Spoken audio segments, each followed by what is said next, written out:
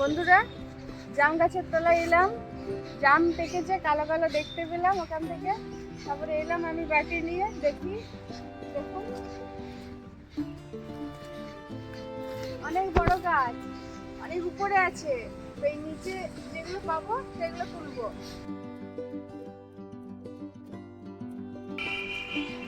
ছোট্ট জাম, পুরা মিষ্টি নাকি জাম, এরকম মিষ্টি।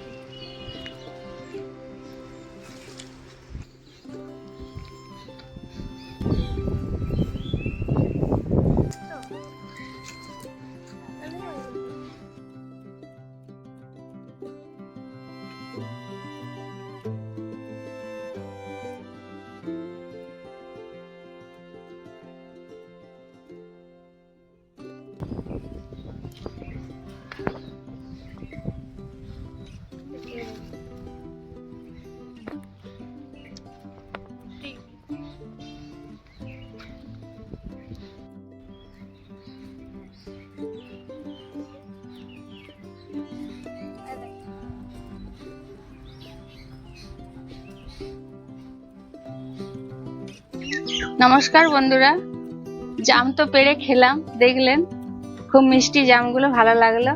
আজ বিকেল হয়ে গেছে, বিকেলে চায়ের সাথে কি খাবো, তো একটু অন্যরকম ভাবে একটা সাবুর পকোড়া বানাবো। আপনারা দেখতে থাকুন, আর খুব ভালো লাগে, খুব মুচমুচে হয়, চায়ের সাথে ভালো লাগে, আপনারাও বানিয়ে খেতে পারবেন। তো আমি কিভাবে করছি রান্নাটা আপনারা দেখুন, খুব ভালো লাগবে। কি রেখেছিলাম 10 মিনিট আগে, দিয়ে ঝরঝরে হয়ে গেছে, জল ঝরিয়ে নিয়েছি, ঝরঝরে হয়ে গেছে। সাবুটা আমি একটা থালার মধ্যে ঢেলে নিচ্ছি।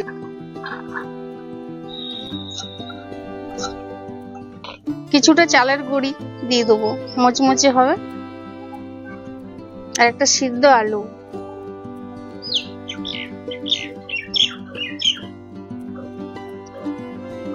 খুব ভালো করে চটকে চটকে দিয়ে দেবো।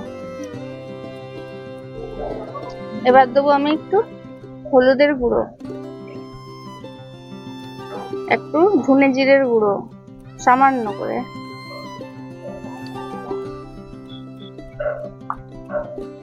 এবার দেবো লঙ্কার গুঁড়ো।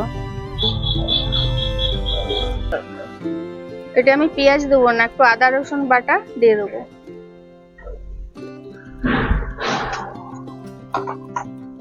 কুচনো লঙ্কা আর পাতিলেবুর রস।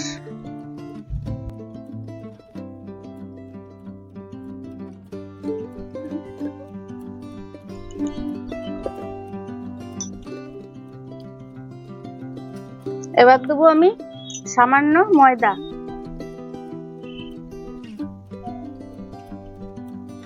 পরিমাণ মতো লবণ দিয়ে দেবো। একটা ডিম ফাটিয়ে এর মধ্যে দিয়ে দেবো। জল ইউজ করবো না, এই ডিমের মধ্যেই মেখে নেব।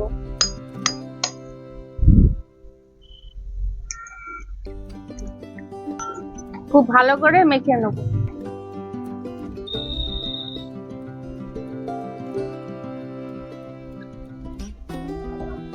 ডিমটা দেওয়ার কারণে বন্ধুরা, ডিমটা বড়া পকোড়াটা খুব ফুলে উঠবে আর খেতেও খুব মুচমুচে হবে।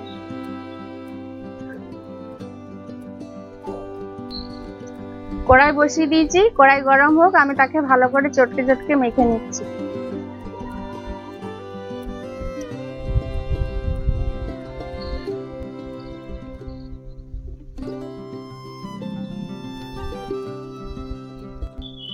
গরম হয়ে গেছে, পকোড়াগুলো আমি ভেজে নেব।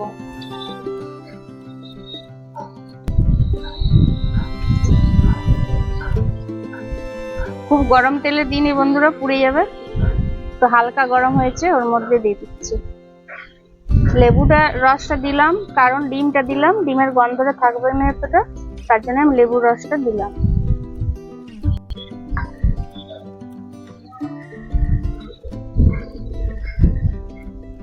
হালকা গরম তেলে এই বড়াগুলো ভাজতে হবে। সাবুর পকোড়া তো, নাহলে পুড়ে যায়, জ্বলে যায়।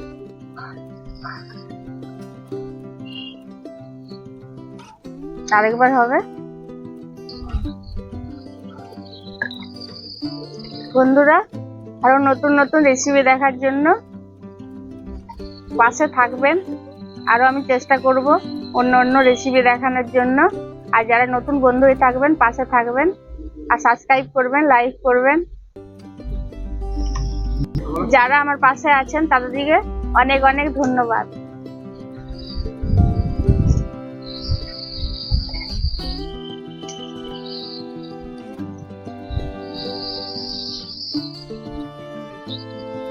গোল্ডেন কালারের মতো ভেজে নিয়েছি বন্ধুরা। এই দেখুন কতটা ফুলেছে, দেখুন। এবার আমি তুলে নিচ্ছি।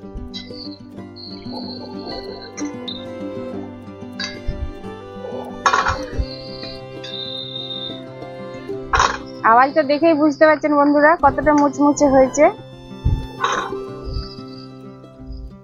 আর চায়ের সাথে খেতে খুবই ভালো লাগে। বাকিগুলো ভেজে নেবো।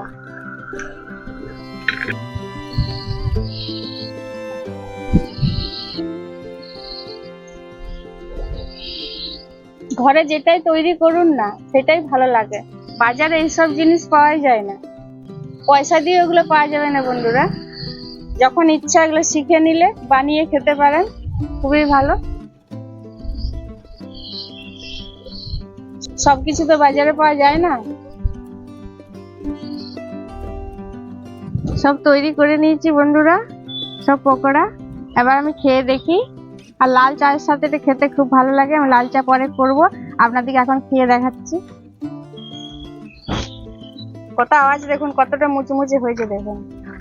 এই দেখুন আওয়াজটাই বুঝতে পারছেন। এই দেখুন, এই দেখুন কতটা মুচমুচে।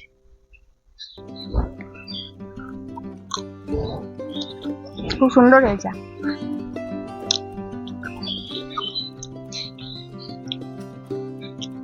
যদি আপনাদের ভালো লাগে লাইক শেয়ার করবেন, পাশে থাকবেন। আজকের জন্য ধন্যবাদ। পরের ভিডিও অন্য কোনো রান্না নিয়ে আসবো। ভালো থাকবেন, সুস্থ থাকবেন।